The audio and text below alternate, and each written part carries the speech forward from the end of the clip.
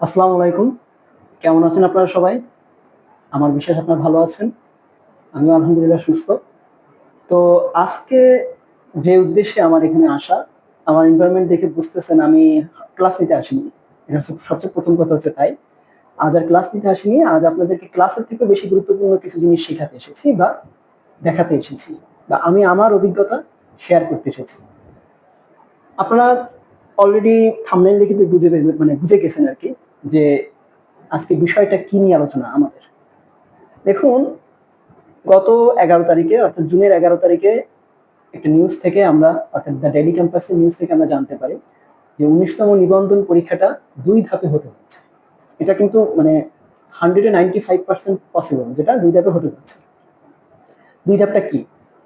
তা হচ্ছে প্রথমত হচ্ছে আপনার আমরা আগে যখন নিবন্ধন দিয়েছি, আমি ৪ বার দিয়েছি নিবন্ধন।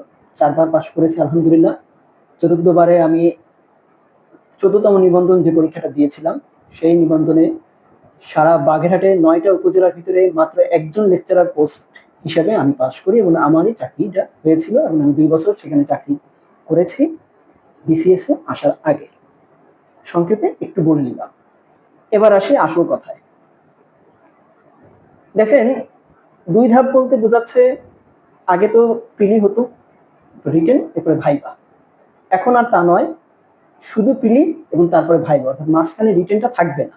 এটাই হচ্ছে তাদের মানে তারা চাচ্ছে। এটা কেন চাচ্ছে, কি জন্য চাচ্ছে এটার গভীরে আমি যাইনি। যদি কখনো জানতে পারি আমি আপনাদেরকে তখন আমি না হয় বলে দিব যে কেন এটা হলো, কেন এটা করলো। যদিও এই জিনিসটা করা মোটেও ঠিক হবে না। কিন্তু যেহেতু করতে চাচ্ছে আমাদের তো কিছু করার নাই। যদি তাই হয় তাহলে প্রিলি পাস করলেই কিন্তু আপনার ভাইভা। আগে যেমন আপনি 50% মার্কস পেলে আপনি কিন্তু ভাইভাতে যাওয়ার আগে রিটেন পরীক্ষার জন্য আপনি অ্যালাউড হতেন। এখন কিন্তু আর মনে হয় না 50% এ রাখবে। আর যদি রেখেও থাকে তাহলে কোশ্চেন প্যাটার্ন সেরকম কঠিন হবে। তবে আমার যেটা মনে হয় সেক্ষেত্রে পাসের পার্সেন্টেজটা অনেক বেড়ে যাবে। সেক্ষেত্রে সেটা 60 থেকে 65% হলে হয়তো আপনি ভাইভা পরীক্ষার জন্য উত্তীর্ণ হলেও হতে পারেন। আবার ভাইভাতেও কিন্তু বাদ দেওয়ার সম্ভাবনা সবথেকে তখন বেশি থাকবে। ঠিক আছে? আচ্ছা। এবার যে বিষয়টায় আসি, দেখুন আমার আজকে আলোচনা করার ১ম কারণ হচ্ছে কয়েকটা ধাপে আমি আপনাদেরকে বুঝিয়ে দিব আপনারা কিভাবে প্রস্তুতিটা নিবেন। কেমন হবে রুটিন বা কোথায় কি এটা আমি আপনাদেরকে ডিটেইল আলোচনা করে দিব। এটা একটু লং হতে পারে সেশনটা। তবে আমার বিশ্বাস আলোচনাটা শেষে আপনারা সম্পূর্ণই বুঝতে পারবেন কি করা উচিত, কিভাবে করলে আগানো যাবে এবং পরীক্ষাটা কিভাবে ভালোভাবে দেওয়া যাবে। ওকে। তো দেখেন পরীক্ষাতে মার্কস আগের মতনই আছে। ১০০ মার্কস অর্থাৎ বাংলা, ইংরেজি, অঙ্ক বা গণিত যেটা এবং সাধারণ জ্ঞান। এই ৪টাতে ৪-৫ ১০০। ১০০ মার্কের উপরে পরীক্ষা হবে ১ ঘন্টা সময় এবং ২টা ভুল গেলে ১ মার্ক কাটা। এই হচ্ছে প্রশ্নের প্যাটার্ন।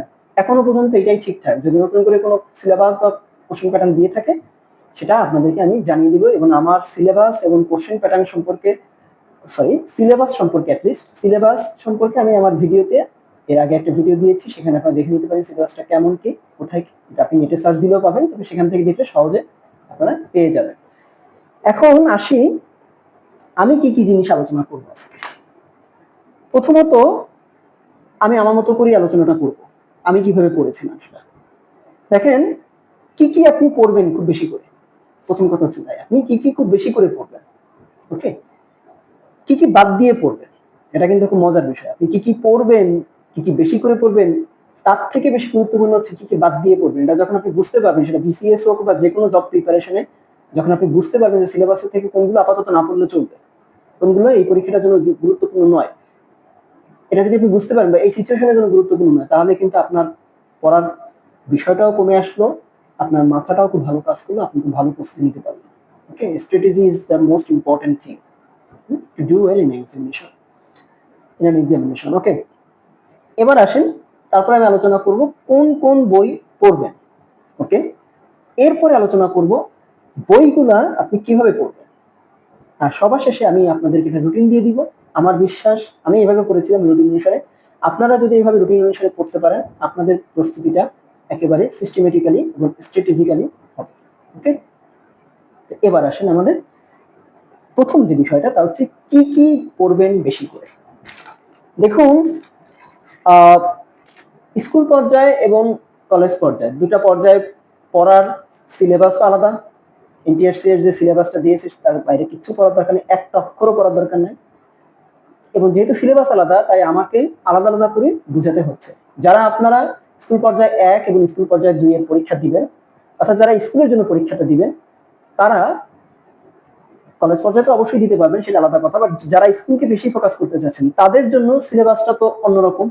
তো সেখান থেকে প্রত্যেকটা টপিকে, অর্থাৎ বাংলা বলেন, ইংরেজি বলেন, গণিত বলেন, সাধারণ জ্ঞান বলেন, আমি কিছু জিনিস সিলেক্ট করেছি, যেগুলো আমি প্রশ্নগুলো অ্যানালাইসিস করেছি।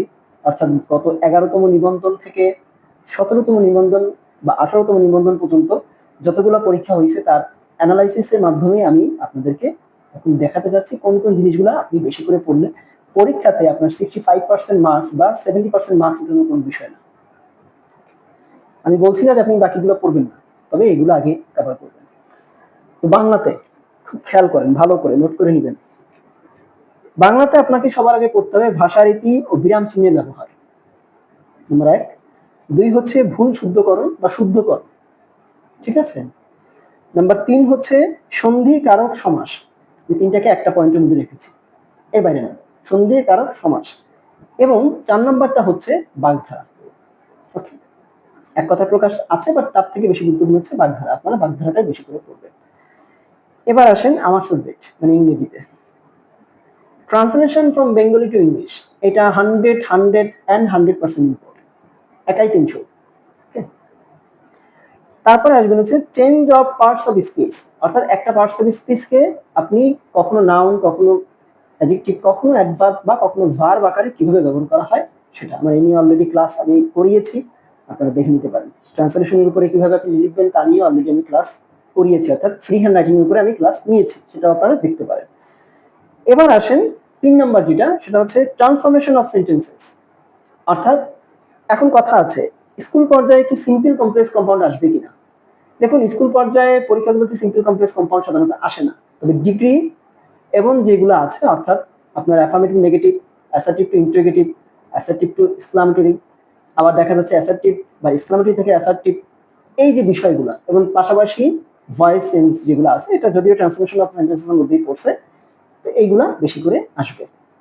এগুলা ক্লাস আমি সামনে আমি অলরেডি নিয়েছি, আমার এখানে দেওয়া আছে, প্লাস আপনারা সামনে পাবেন। এরপরে আছে হচ্ছে চতুর্থত, যেটা সবচেয়ে গুরুত্বপূর্ণ, সেটা হচ্ছে সিনোনিম অ্যান্ড অ্যান্টোনিম। এইটা না পড়ে কিন্তু পরীক্ষা হলে যাওয়া যাবে। কি কি জিনিস, কোন কোন সিনোনিম অ্যান্টোনিম গুলো সবচেয়ে বেশি জরুরি, সেটা আমি আপনাদেরকে একটু বলে দিই। বিসিএস এবং রিসেন্ট যে পরীক্ষাগুলো জবের হয়েছে সেখানে যেগুলো এসেছে সিনোনিম অ্যান্টোনিম, আপনার ওগুলো পড়ে গেলেই হুবহু অ্যাটলিস্ট আমার বিশ্বাস, যদি সিনোনিম অ্যান্টোনিম 4টা দেয় তাহলে তো আমি 3টে আপনারা ইজিলি পেয়ে যাবেন। ওকে, আচ্ছা, এবার আসেন গণিতে। গণিতের বেলায় আপনাদের জন্য সব থেকে জরুরি হচ্ছে যারা স্কুল পর্যায়ে পরীক্ষাগুলো দিবেন, ঐকিক নিয়ম, প্রথম কথা। দ্বিতীয় হচ্ছে শতকরা এবং সুদ কষা।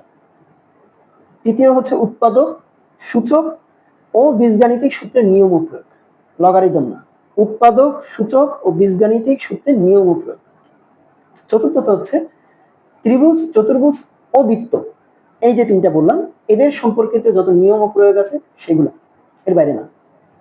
আবারও বলি, ত্রিভুজ, চতুর্ভুজ ও বৃত্তের সম্পর্কে যত ধরনের নিয়ম ও প্রয়োগ আছে এগুলো। আচ্ছা, এবার আসেন সাধারণ জ্ঞান।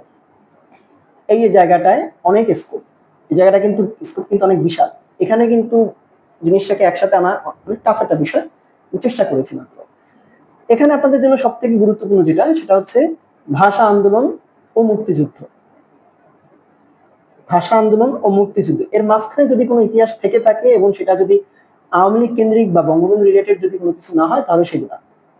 ওকে, এখন এই মুক্তিযুদ্ধের উপর যদি পড়তে যান তাহলে ভাষা আন্দোলন প্লাস ভাষা আন্দোলনের উপর যদি পড়তে চান তাহলে এক্ষেত্রে যারা বীরশ্রেষ্ঠ হয়েছেন এবং যারা ভাষা আন্দোলনে শহীদ হয়েছেন তাদের কোথায় কি আদ্যপান্ত সব আপনাদেরকে জানতে হবে, এটা একটা।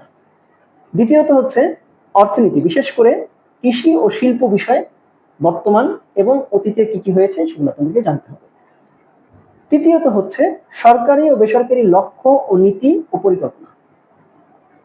বর্তমান সরকার থেকে শুরু করবে, আগে সরকারের ভালো কোনো কিছু যদি থেকে থাকে সেই লক্ষ্যগুলা, নীতিগুলা ও পরিকল্পনাগুলো কতটুকু সাকসেসফুল হয়েছে সেটা, বা কোথায় কোথায় আনসাকসেসফুল ছিল সেই বিষয়গুলো।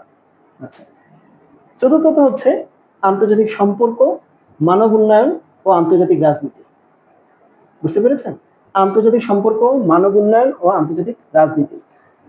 আন্তর্জাতিক সম্পর্কের মাঝখানে বর্তমানে চীন, China, America, China, Russia, Bharat, America, এদের বা রাশিয়া, আমেরিকা এদের মধ্যে যে সম্পর্কটা আছে এগুলো সবচেয়ে বেশি জরুরি। আর হচ্ছে আন্তর্জাতিক রাজনীতিতে উত্থান পতন, আপনি যদি বলতে পারেন আমেরিকান রাজনীতি, ফ্রান্সের রাজনীতি বা আরো যে রাজনীতিগুলো আছে সেখানে কি উত্থান পতন হলো সেগুলা, বা বাংলাদেশের রাজনীতিতে যদিও সেটা বাংলাদেশের রাজনীতির উপর পড়ছে, সেখানেও হালকা পাতলা উত্থান পতন সম্পর্কে আপনারা করতে পারেন। আর পঞ্চম যেটা জরুরি সেটা হচ্ছে তথ্য প্রযুক্তি ও পরিবেশ সম্পর্কে। তথ্য প্রযুক্তি এবং পরিবেশ সম্পর্কে যদি পড়তে চান তাহলে সেটা বাংলাদেশে রিলেটেড পড়লেই হচ্ছে, এর বাইরে পড়ার কোনো প্রয়োজন নাই। এইবার এটা তো গেলে স্কুল পর্যায়ের জন্য কি কি পড়তে হবে তাই বললাম। এইবার স্কুল পর্যায়ের জন্য কি কি পড়তে হবে না সেটা আপনাদেরকে আমি জানিয়ে দিচ্ছি। শুধু সাধারণ জ্ঞানের উপরেই জানাচ্ছি, বাকি যেগুলো আছে সেগুলো পড়তে হবে। তো সাধারণ জ্ঞানে হচ্ছে বাংলাদেশের ইতিহাসে আওয়ামী লীগ ও বঙ্গবন্ধু কেন্দ্রিক যা যা আছে, আদ্যপান্ত যা যা আছে, সে যে সময় হোক যেটাই হোক এইগুলা পড়ার কোনো প্রয়োজন নাই। কারণ আপনাদের প্রিলি পরীক্ষাটা যদি ভুল না বলি, সার্কুলারটা যদি জুলাই মাসে আসে, আপনাদের প্রিলি পরীক্ষাটা এবছরের মধ্যেই হওয়ার কথা, সর্বোচ্চ গেলে জানুয়ারি থেকে ফেব্রুয়ারির মধ্যে হবে, যেহেতু এপ্রিলে নির্বাচন 2026-এ, এর বাইরে যাবে না। তো এই সরকারের আমলেই আপনারা এটা পেয়ে যাচ্ছেন, তাই এই জিনিসগুলা পড়ার কোনো প্রয়োজন নাই ভাই। আমি বলছি না যে আপনি বিএনপি সম্পর্কে কোনো কিছু পড়েন, বা বলছি না যে শহীদ জিয়া সম্পর্কে আপনি পড়েন, সেটাও বলতেছি না, বাট এগুলাই পড়ার দরকার নাই। প্লাস যদি মনে করেন এগুলো পড়া থাকলে না পড়লেও চলবে। আর হচ্ছে আদ্যপান্ত বলতে বোঝাচ্ছি যদি স্বাধীনতা ঘোষক থেকে শুরু করে গুরুত্বপূর্ণ যেসব বিষয়গুলো আছে বঙ্গবন্ধু রিলেটেড বা আওয়ামী লীগ রিলেটেড, এগুলা কোনো কিছু জানা দরকার নেই, আপনি না জেনেই পরীক্ষার হলে গেলেই হবে। আপনি যদি গত কয়েকটা পরীক্ষা যদি দেখে থাকেন, চাকরি পরীক্ষা যদি দিয়ে থাকেন, বা যদি আপনারা বিভিন্ন ভার্সিটি অ্যাডমিশন টেস্টের পরীক্ষাগুলো দেখে থাকেন, তাহলে অবশ্যই বুঝবেন যে সেখানে কিন্তু এগুলোর কোনো কিছুই আসে না। বরং জুলাই রিলেটেড এবং জুলাইয়ের পরবর্তী যে বিষয়গুলো ছিল ইউনুস রিলেটেড বা ডক্টর ইউনুস রিলেটেড যেগুলো ছিল সেগুলো পড়লেই হবে। তো এগুলো পড়ার দরকার নেই, জানেন। এবার আমি আসি যারা কলেজ পর্যায়ে পরীক্ষা দিবে তাদের কি একটু দেখেন, আপনাদের সিলেবাস কিন্তু খুব বিশাল। সো সেখানে কি কি করতে হবে, কি কি করতে হবে না সেটা আমি বলে দিচ্ছি। যেটা করতে হবে না আমি আগে বলে দিই, যেটা করতে হবে না সেটা স্কুল পর্যায়ে যায়, কলেজ পর্যায়ে সেম। এবার যা যা করতে হবে সেটা একটু শুনে, বা যেটা যেটা করতে হবে। তো বাংলাতে আপনারা কলেজ পর্যায়ে যারা পরীক্ষা দিবেন তাদের জন্য সব থেকে গুরুত্বপূর্ণ হচ্ছে ভাষারীতি ও বিরাম চিহ্ন, স্কুল পর্যায়ের মতন। দ্বিতীয় হচ্ছে ভুল শুদ্ধকরণ, এটাও স্কুল পর্যায়ের মতন। তৃতীয়ত হচ্ছে এখানে কিছু পরিবর্তন আছে, সন্ধি, সমাস ও প্রত্যয়, এগুলো পড়তে হবে। আর চতুর্থত হচ্ছে বাগধারার কারক ও বিভক্তির বাস্তব প্রয়োগের প্রয়োজনীয়তা। বাগধারা, কারক ও বিভক্তির বাস্তব প্রয়োগের প্রয়োজনীয়তা, মানে এগুলো বাস্তব প্রয়োগ, কোনো সেন্টেন্সের মধ্যে প্রয়োগ বা কোথায় ভুল প্রয়োগ হয়েছে সেটা কিরকম হলে ভালো হতো, সেই প্রয়োগগুলা। আপনাদের সিলেবাসটাই কিন্তু এরকম আছে, সিলেবাসটা দেখে নিয়ে। তো আমি সেখান থেকে এভাবে বললাম। হয়তো অন্যান্য কোনো অন্য চাকরি পরীক্ষাগুলো হলে এরকম দেখতে হচ্ছে বাগধারা, কারক ও বিভক্তির প্রয়োগ, কিন্তু প্রয়োগের প্রয়োজনীয়তা বলেছে। কেন লাগবে, এটা যে আসক্তি বা ধরেন যোগ্যতা বা আকাঙ্ক্ষার যে বিষয়গুলো এর মধ্যে চলে আসতেছে কিছুটা, বাক্যের সাথে যেহেতু রিলেটেড এগুলা, সো এগুলো কিন্তু ফ্যাক্ট। মনে থাকবে আপনাদের? আচ্ছা, আশা করি মনে থাকবে। এবার আসেন আমার সাবজেক্ট ইংরেজিতে। ইংরেজিতে আপনাদের যেটা প্রথমেই সবচেয়ে গুরুত্বপূর্ণ সেটা হচ্ছে এরার্স ইন কম্পোজিশন, বা ধরেন পিন পয়েন্ট এরার্স। কোন সেন্টেন্স দিয়ে দিবে, সেখানে কোথায় কোথায় ভুলগুলো আছে, কি ধরনের ভুলগুলো আছে, বা ধরেন আপনি এটাই কারেকশন, সেই সেন্টেন্স কারেকশন বা ধরেন কারেকশন টপিকটা এটাই এরার্স ইন কম্পোজিশন। এরপরে সব থেকে গুরুত্বপূর্ণ যেটা, সব থেকে গুরুত্বপূর্ণ, আমি আবারও বলছি, সব থেকে গুরুত্বপূর্ণ ইংরেজি, সেটা হচ্ছে অ্যাপ্রোপ্রিয়েট প্রিপোজিশনস। এটা না করে পরীক্ষা হলে যাবেন না ভাই, প্লিজ যাবেন না। তারপরে আছে হচ্ছে আপনাদের ইডিয়ম ফ্রেজ, এটা আসবে। চতুর্থত হচ্ছে ট্রান্সফরমেশন অফ সেন্টেন্সেস, এখানে কিন্তু আপনাদের সিম্পল কমপ্লেক্স কম্পাউন্ড আসার সম্ভাবনা সব থেকে বেশি, যেটা আপনারা কলেজ পর্যায়ে আছেন আপনাদের জন্য এটা বেশি জরুরি। তারপরে আসেন হচ্ছে আর্টিকেল, আর্টিকেল গুলো আসবেই আসবে ভাই, আর্টিকেল একটা বা দুটো দিবে, 25 মার্কের ভিতরে আর্টিকেল আপনি একটা বা দুটো পাবেন। এরপরে যেটা জরুরি সেটা হচ্ছে সিনোনিম এন্ড অ্যান্টোনিম, এগুলো সব থেকে জরুরি। এবার আসেন গণিত। গণিতে কি কি আছে দেখেন, আপনাদের স্কুল পর্যায়ে থেকে এখানে গণিতে একটু ভিন্ন আছে, একটু না অনেক ভিন্ন আছে। আপনাদের জন্য জরুরি প্রথমেই যেটা সব থেকে, তা হচ্ছে সুদ কষা, লাভ ক্ষতি, লসাগু ও গসাগু। আবারও বলি, সুদ কষা, লাভ ক্ষতি, লসাগু ও গসাগু, শতকরা না কিন্তু। 2 নম্বর হচ্ছে উৎপাদক, বর্গ ও ঘনের যে সূত্রাবলী ও প্রয়োগ আছে সেগুলো। ওকে। তৃতীয়ত হচ্ছে সূচক ও লগারিদম। বিশেষ করে লগারিদম, এগুলো কিন্তু মাস্ট আসবে। চতুর্থত হচ্ছে, যদিও পরিমিতি আছে, পরিমিতিটা তেমন গুরুত্বপূর্ণ না, আপনাদের জন্য বেশি গুরুত্বপূর্ণ হচ্ছে ত্রিকোণমিতি, তার প্রয়োগ ও নিয়ম বা নিয়ম। ওকে, এবার আসেন সাধারণ জ্ঞান। দেখুন সাধারণ জ্ঞান আমি আগে যেটা বলেছি, সাধারণ জ্ঞান যেহেতু সিলেবাসও সেম স্কুল পর্যায়ে এবং কলেজ পর্যায়ে, যেটা বলেছি স্কুল পর্যায়ের জন্য সেম সিলেবাস এখানেও, আবার যেটা বাদ দিতে বলেছি সেটাও এখানে সেম। তবে এক্ষেত্রে আপনারা যারা কলেজ পর্যায়ে আছেন, আপনাদের কোশ্চেনগুলোর প্যাটার্নটা মনে একটু দেখেছেন। আপনাদের কোশ্চেনগুলা কিন্তু এই যে একটু বলে রাখা দরকার, আপনাদের কোশ্চেনগুলো রিসেন্ট যে কোশ্চেনগুলা হয় বা হয়েছে চাকরি, সেখান থেকে আসার সম্ভাবনা সাধারণ জ্ঞানে সব থেকে বেশি, সব থেকে বেশি। ঠিক আছে, তো এক্ষেত্রে আপনাদের যে কাজগুলো করতে হবে তা হচ্ছে 2024 সালে যে সালতামামিটা আছে, সেটা কারেন্ট অ্যাফেয়ার্স এর হোক বা অন্য কোনো কোম্পানির হোক, ওইটা আপনারা পড়বেন। আর হচ্ছে 2025 সালের সবগুলো মাসের কারেন্ট অ্যাফেয়ার্স থেকে সাধারণ জ্ঞান টপিক যেগুলো আছে বা রিসেন্ট যে কোশ্চেন গুলো দেওয়া থাকে সেগুলো আপনারা পড়বেন, বা ধরেন খবর যেগুলো দেওয়া থাকে যে গুরুত্বপূর্ণ যে বিষয়গুলো, ওকে, এগুলো আপনারা দেখবেন। এবং আপনাদের কারেন্ট এখানে আরো ভালো করতে গেলে, কলেজ পর্যায়ে যদি এখান থেকে সাধারণ জ্ঞানী সবাই মার খেয়ে যায়, এখানে আরো ভালো করতে গেলে আপনাদেরকে যে আরেকটা কাজ করতে হবে, তা হচ্ছে ঢাবি, খেয়াল করেন, ঢাবি, খুবই, চবি, জাবি ও রাবি, এই পাঁচটা, ঢাবি, খুবি, চবি, জাবি ও রাবি, এই যে পাঁচটা আছে, এই পাঁচটা যারা পরীক্ষা যে ভার্সিটি যে পরীক্ষাগুলো হয়েছে, যে ইউনিটগুলো হয়েছে, বিশেষ করে মানবিক যে ইউনিটগুলো আছে, মানবিক ইউনিটের প্রশ্নের যে সাধারণ জ্ঞানটা আছে সেটা মাস্ট আপনারা পড়ে পরীক্ষা হলে যাবেন। তার আগে যাবেন না, কলেজ পর্যায়ের প্রশ্ন কিন্তু এত সহজ হবে না। যদি এই পর্যন্ত স্কুল পর্যায়ের প্রশ্নগুলো বেশি কঠিন হতো, কারণ হচ্ছে স্কুল পর্যায়ে ক্যান্ডিডেট বেশি ছিল, কিন্তু ধীরে ধীরে কিন্তু চাকরিটা কলেজ পর্যায়ের দিকে মানুষের বেশি আকর্ষণ হচ্ছে, কারণ অনেক বেশি ক্যান্ডিডেট আসতেছে এবং তারা অনেক বেশি পড়াশোনা করে আসতেছে। তারা কিন্তু ইন্টার পাস করে এখানে পরীক্ষা দিতে আসতেছে, অনার্স পাস করে আসতেছে। তো অনার্স পাস করলে সে নিশ্চয়ই চাইবে না স্কুল পর্যায়ের পরীক্ষাগুলো দিতে, সে চাইবেই কলেজ পর্যায়ে পরীক্ষা দিতে, ফার্স্ট ক্লাস চাকরি করতে চাইবে, আমার মতো ভাবে। যাই হোক, আচ্ছা, এই গেল কিভাবে আপনি সংক্ষেপে বেশি বেশি করে মানে প্রস্তুতিটা নিবেন, অর্থাৎ কি কি বেশি করে পড়তে হবে আর কি পড়তে হবে না। কি পড়তে হবে না সেক্ষেত্রে কলেজ পর্যায়ে সেম, অর্থাৎ স্কুল পর্যায়ে সাধারণ জ্ঞানে যেগুলো বাদ দিয়েছেন কলেজ পর্যায়ে সেম। এইবার একটা আলোচনা বাদ আছে, তা হচ্ছে খুব মজার একটা আলোচনা এবং সবচেয়ে কঠিন একটা আলোচনা, সেটা হচ্ছে কি কি বই পড়বেন। ওকে, কি কি বই পড়বেন, মানে আমি কি পড়েছি, এটা হলো প্রশ্ন আপনারা করতেই পারেন, আপনি ভাই কি পড়েছেন, স্যার আপনি কি পড়ে 4 বার পরীক্ষা পাস করেন, কেমনি সম্ভব। দেখেন, একটু বলে রাখি, 18তম নিবন্ধনে, সরি 14তম নিবন্ধন যেটা আমি পাশ করেছিলাম, আমি সেখানে ইংলিশে 64 পেয়েছিলাম। আমার বিশ্বাস এবং ভাইভাতে আমি 16 পেয়েছিলাম, অর্থাৎ টোটাল 120-এর ভিতরে 80 পেয়েছিলাম। মার্কসটা কিন্তু অনেক হাইয়েস্ট র্যাঙ্কের মার্কস। তো সেক্ষেত্রে মেধা তালিকায় বাংলাদেশে আমি অন্যতম টপ লিস্টে ছিলাম। আলহামদুলিল্লাহ, সকল প্রশংসা মহান আল্লাহ, শুধুই তার। আমি সেই অভিজ্ঞতা থেকে আপনাদেরকে যে বইগুলো পড়েছিলাম, বইগুলো পড়ে এখানে এসেছি, সেগুলো সম্পর্কে বলি। কোনো কোম্পানির প্রচার প্রচারণায় আমি যাব না, ওকে, জাস্ট আমার কাছে যেগুলো ভালো লেগেছে সেগুলো আপনাকে বলতেছি আর কি কি বই পড়বেন। দেখুন, শুধু নিবন্ধনের উপরে বইগুলো কিন্তু বর্তমানে বাজারে আসছে, অনেক বই আছে ভাই। আমি পড়েছিলাম হচ্ছে প্রফেসর নিবন্ধন গাইডটা, স্কুল ও কলেজ পর্যায়ে দুটা, এবং দিগদর্শনী নিবন্ধন গাইডটা, স্কুল ও কলেজ পর্যায়ে দুটা, এই দুটো বই আমি পড়েছি।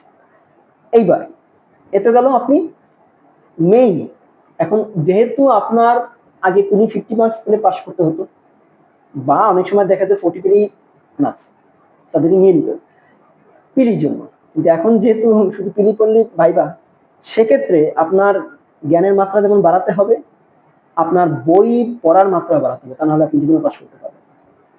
তাই আমি দেখেন কিভাবে জিনিসটাকে অ্যাটাচ করেছি এবং জিনিসটাকে আরো বেশি আধুনিক করেছি আপনাদের জন্য, আমি বলে দিচ্ছি কেন বললাম এই কথা। দেখেন, আপনারা টোটালের জন্য তো পড়লেন প্রফেসর এবং দিগদর্শনের নিবন্ধন গাইড গেল, এবার আসে আলাদা আলাদা করে যখন প্রস্তুতিগুলো নিব। বাংলার জন্য যে বইগুলো পড়বেন তা হচ্ছে প্রফেসরস এবং বিসিএস অ্যাসুরেন্স ডাইজেস্ট।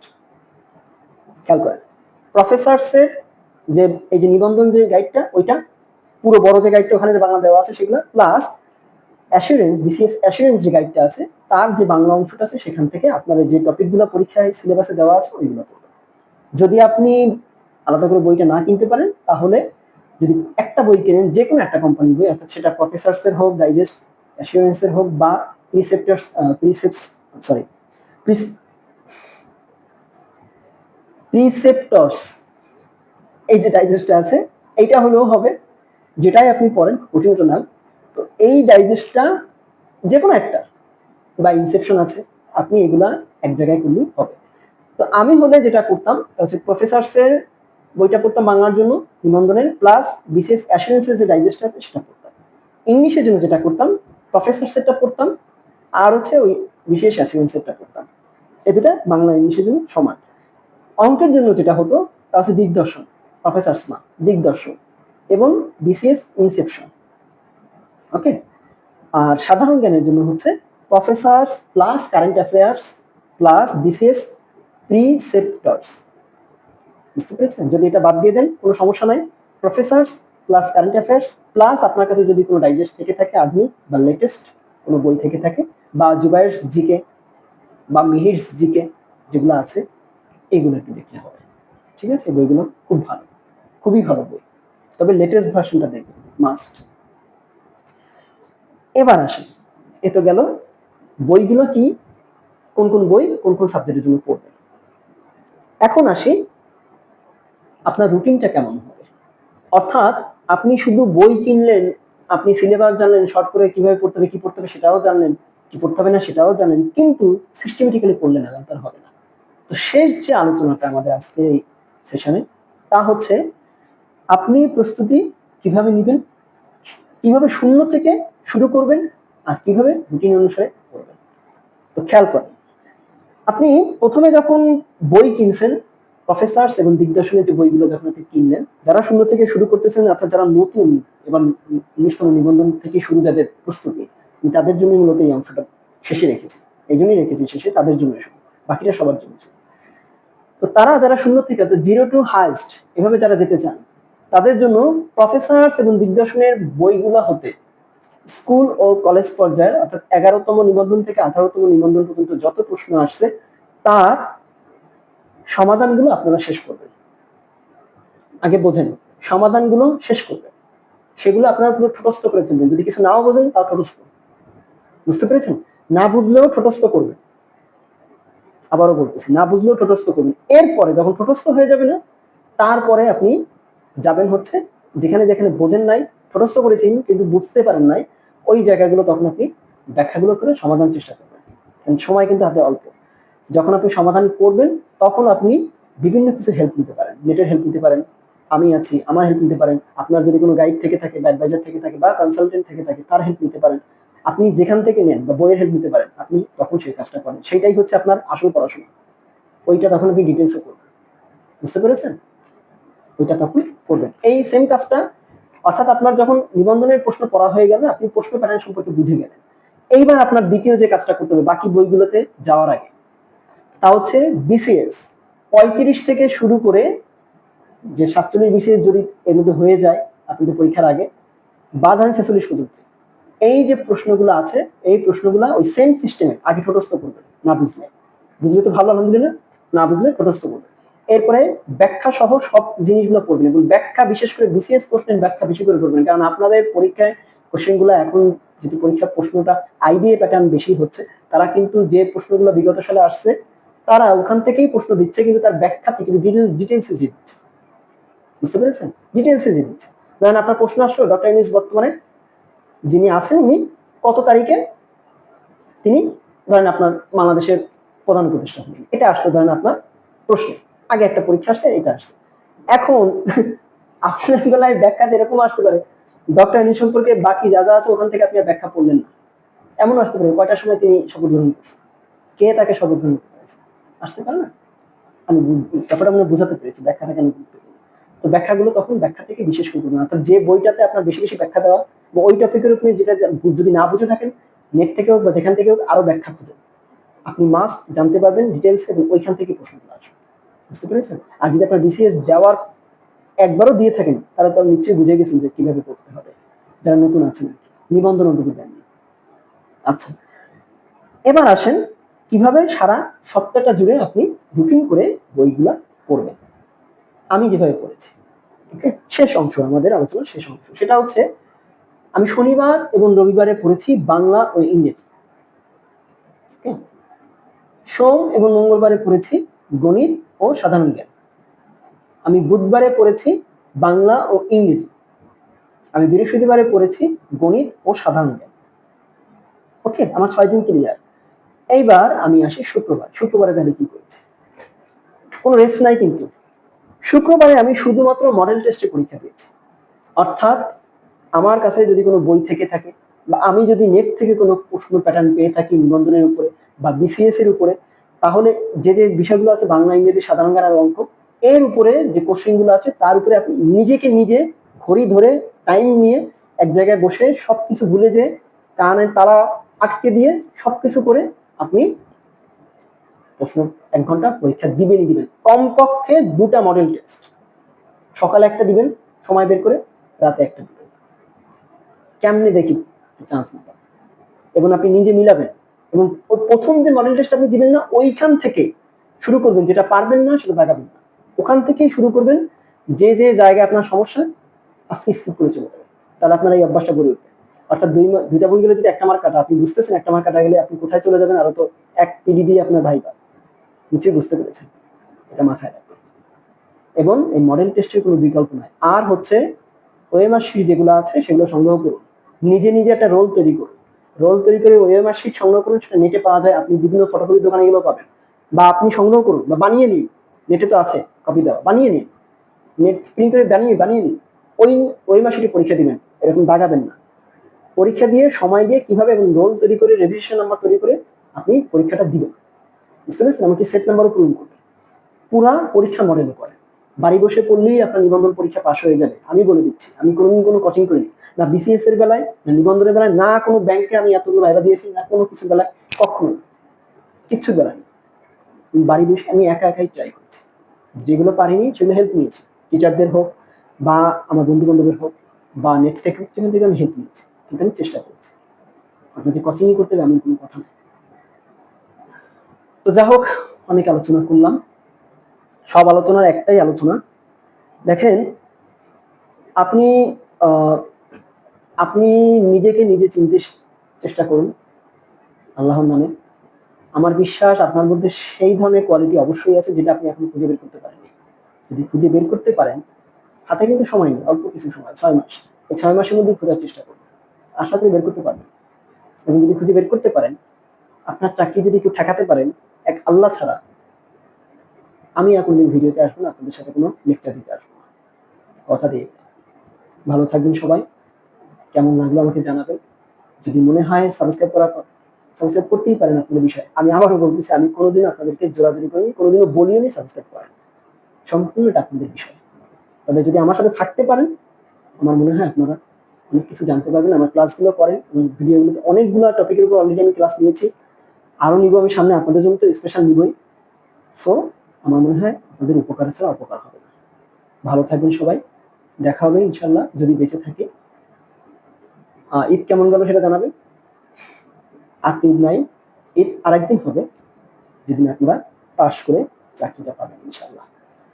ভালো থাকবেন, আজকের মতো এখানেই শেষ করছি। মহান আল্লাহ পাকের শুকরিয়া আদায় করি, তিনি আমাকে আপনাদের সামনে আসতে দিয়েছেন, এবং আপনাদেরও শুকরিয়া আদায় করা উচিত যে তার হুকুমে আপনারা আমার ভিডিও দেখতে পেরেছেন।